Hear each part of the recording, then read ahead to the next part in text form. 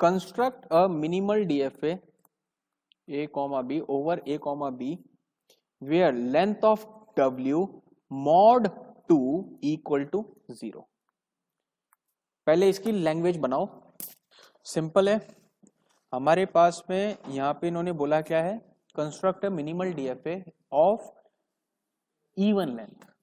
Even length मतलब इसका मतलब क्या हुआ, अगर लेंथ को मॉड 2 करें तो आंसर क्या आना चाहिए, 0।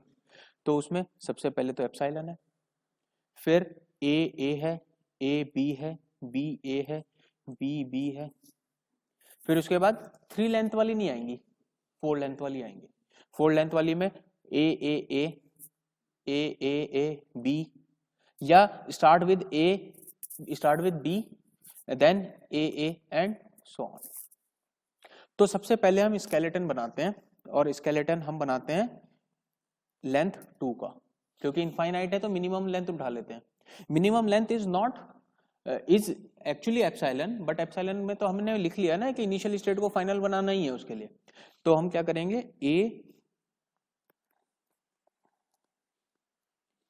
ए और ए के लिए हमने बना दिया, और इसको बना दिया फाइनल, और क्योंकि एप्सिलॉन भी एक्सेप्टेड है तो हमने इनिशियल स्टेट को भी फाइनल स्टेट बना दिया।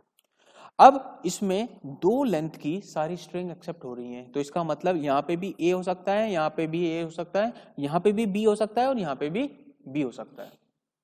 ठीक है, तो ये सारी चीजें तो एक्सेप्ट हो गई हैं। अब इसमें 3 पे एक्सेप्ट नहीं होनी चाहिए। तो देखो ये हुआ अभी 0 लेंथ, ये हुआ अभी 1 लेंथ, ये हो गया हमारा 2 लेंथ।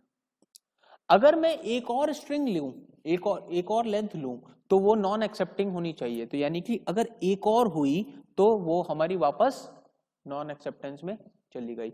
या 1 मिनट इसको रुको, इसको इस तरह से समझो। अगर हमने एक और लेंथ ली तो हमारे पास में वो नॉन एक्सेप्टिंग में होनी चाहिए। ये हो गई हमारी 3 लेंथ। एक और ली तो हमारी वो एक्सेप्टेंस होनी चाहिए। ये लेंथ हो गई 4 लेंथ। तो ऐसे ही ये रिपीट होता रहेगा। और देखो यहां पे, क्या ये चीज और ये चीज कॉमन नहीं है? अगर ये चीज कॉमन है तो हम इनको कंबाइन करके ऐसे लिख सकते हैं कि ए और बी में से कुछ भी आए, फिर ए और बी में से कुछ भी आए। अगर इवन ऑड लेंथ होगी तो नॉन एक्सेप्टिंग, इवन लेंथ होगी तो एक्सेप्टिंग, ऑड लेंथ होगी तो एक्सेप्टिंग, इवन लेंथ होगी तो नॉन एक्सेप्टिंग। लेकिन क्या ये मिनिमल डीएफए है? मिनिमल डीएफए नहीं, this is not minimal DFA, क्योंकि इससे कम में पॉसिबल है। इससे कम में पॉसिबल कैसे है? देखो यहां पे वापस आ जाओ। अगर मैं ये कह रहा हूं कि ये एक हमारा रिपीट हो रहा है, तो आप इसको क्यों मिस कर रहे हो कि ये रिपीट हो रहा है? एक्चुअली में तो repeat final non final, final non final, final non final. तो हमने क्या करना है इसमें, इसका एक सिंपल सा बनाना है कि अगर इवन लेंथ, अगर ऑड लेंथ होगी, एक लेंथ, 2 लेंथ। देखो यहां पे एक लेंथ, 2 लेंथ, एक लेंथ, 2 लेंथ, फिर 3 लेंथ, 4 लेंथ, 5 लेंथ, 6 लेंथ। तो सारी की सारी इवन लेंथ की स्ट्रिंग सिर्फ इसी से एक्सेप्ट हो जाएंगे। ठीक है, तो हमारा मिनिमल डीएफए क्या हुआ ये। और इसका जरा एक दूसरे वाला करते हैं, length of string mod 2 equal to 1। इस बार ये बनाते हैं। कुछ भी नहीं करना था इसमें, बस आपने जो पहले बनाया हुआ था उसके अंदर स्ट्रिंग इवन लेंथ की थी तो एप्सिलॉन आया था। इस बार एप्सिलॉन आएगा क्या? नहीं। तो ए बी, ए बी, या बी ए, इस तरह की स्ट्रिंग आएंगी इसमें ऑड लेंथ की। यस और नो? ऑड लेंथ की स्ट्रिंग के लिए हमने क्या किया, अगर ऑड लेंथ है ए कॉमा बी है तो हमारी एक्सेप्टेड, अगर इवन लेंथ है तो नॉट एक्सेप्टेड, ऑड है तो एक्सेप्टेड, इवन है तो नॉट एक्सेप्टेड। तो minimal DFA of odd length के लिए ये है क्वेश्चन का आंसर। ठीक है, नेक्स्ट क्वेश्चन। नेक्स्ट क्वेश्चन है length of string mod 3 should be equal to 0। अब मॉड 3 है, मॉड 2 नहीं है। ठीक है, एक इसको लिखने का एक दूसरा तरीका भी है, वो भी सीख लीजिए। कई बार एग्जाम में दूसरे तरीके से लिखा हुआ आ जाता है और फिर हम कंफ्यूज हो जाते हैं। उसको हम ऐसे लिख सकते हैं, length of string is congruent to, length of string is congruent to 0 mod 3। इसको इस तरह से भी लिखा जा सकता है, where allowed symbol is a comma b। तो length of string is congruent to 0 when mod by 3।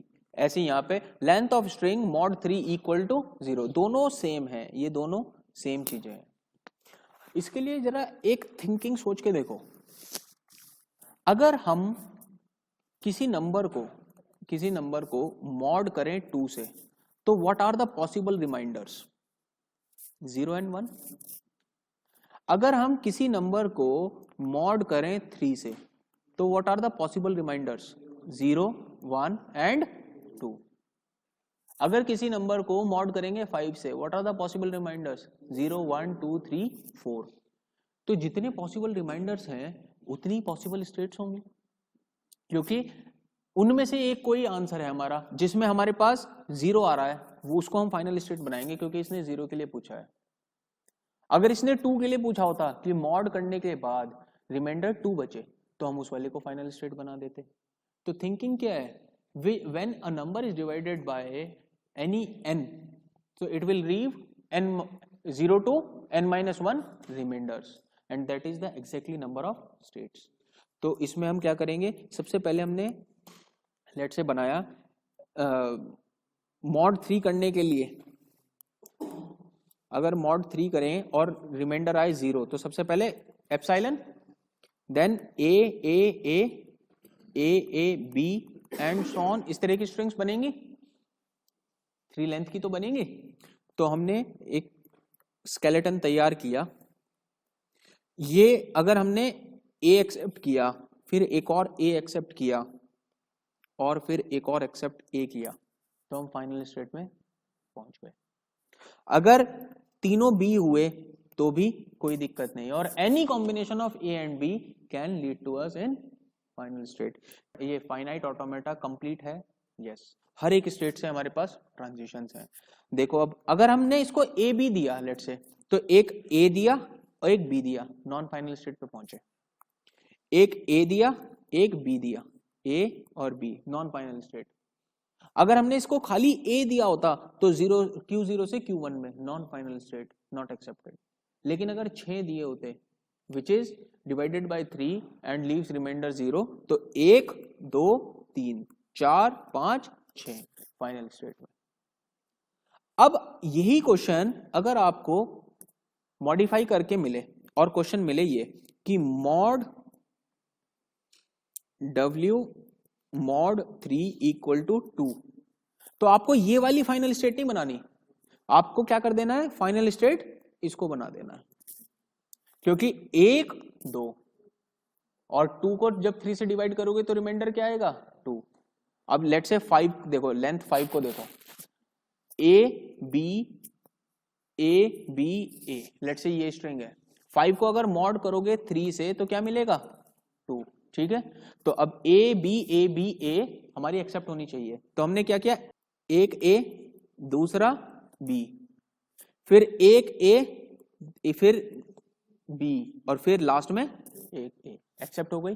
क्योंकि ये वाली फाइनल स्टेट बनानी पड़ेगी ना उस कंडीशन में। तो हमने क्या किया, इन स्टेट्स को Q0, Q1, Q2, ये जो 0, 1, 2 है, ये इसका रिमाइंडर शो कर रहा है। ठीक है, जितने रिमाइंडर के लिए आप बोलोगे कि मॉड करने के बाद ये बचना चाहिए, सिर्फ उसी वाली को हम क्या करेंगे, फाइनल स्टेट बना देंगे। आसान है क्वेश्चन।